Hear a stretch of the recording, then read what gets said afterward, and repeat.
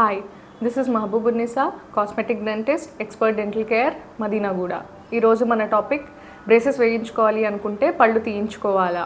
చాలామంది patients braces వేయించుకుంటే పళ్ళు తీయించుకోవాల్సి ఉంటుంది కాబట్టి బ్రేసెస్ ట్రీట్మెంట్ని అవాయిడ్ చేస్తారు. మోస్ట్ కామన్గా అడిగే 3 క్వశ్చన్స్ ఏంటి అంటే, బ్రేసెస్ వేయించుకుంటే పళ్ళు తీయించుకోవాలా, రెండవది బ్రేసెస్ వేయించుకుంటే ఎన్ని పళ్ళు తీస్తారు, థర్డ్ క్వశ్చన్ పళ్ళు తీయించుకున్నాక ఆ గ్యాప్స్ అలాగే ఉండిపోతాయా. ముందుగా ఫస్ట్ క్వశ్చన్కి ఆన్సర్ ఏంటి అంటే, బ్రేసెస్ వేయించుకోవాలి అనుకునే వాళ్ళల్లో అందరికీ పళ్ళు తీయాల్సిన అవసరం ఉండదు. బాగా ఎత్తుపళ్ళు ఉన్న వాళ్ళకి, పళ్ళ మధ్యలో స్పేసెస్ లేని వాళ్ళకి మాత్రమే పళ్ళు తీయాల్సిన అవసరం ఉంటుంది.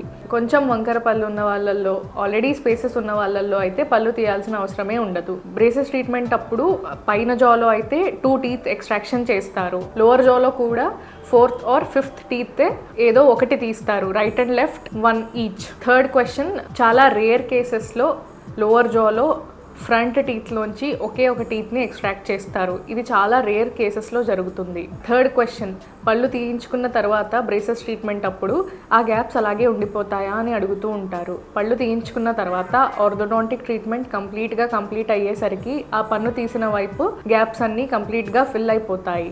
ఆర్థోడాంటిక్ ట్రీట్మెంట్స్లో ఇంకొక అడ్వాన్స్మెంట్ ఏంటి అంటే, self ligating braces metal or సెరామిక్లో కూడా ఉంటాయి. ఈ సెల్ఫ్ లైగేటింగ్ బ్రేసెస్ ట్రీట్మెంట్ని చూస్ చేసుకున్న వాళ్ళల్లో చాలామంది పేషెంట్స్లో ఎక్స్ట్రాక్షనే అవసరం లేకుండా ఆర్థోడాంటిక్ ట్రీట్మెంట్ చేయించుకోవచ్చు. ఇది కూడా రేర్ కేసెస్లో కొంతమందికి మాత్రం ఎక్స్ట్రాక్షన్స్ కంపల్సరీ చేయించుకోవాల్సి ఉంటుంది.